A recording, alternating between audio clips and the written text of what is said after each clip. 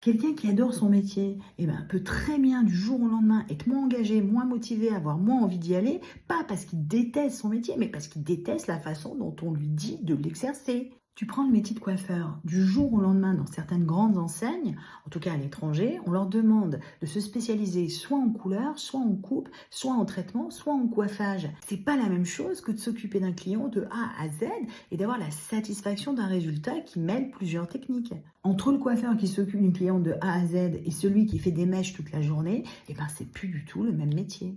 Tu prends le métier de cuisiner, bah, c'est la même chose. Si on te demande de faire que des desserts, bah, ça peut être une passion, mais c'est pas le cas de tout le monde. Tu as des cuisiniers qui auront beaucoup plus plaisir à concevoir des menus et de pas toujours cuisiner la même chose. Alors le propos, c'est pas de dire faut pas déléguer, faut pas regarder la productivité de ce qu'on fait. Non, mon propos ici, c'est de dire quel que soit ton métier, on n'est pas fait pour faire juste une petite partie. On a besoin que ça fasse du sens. On a besoin d'utiliser sa tête et son corps.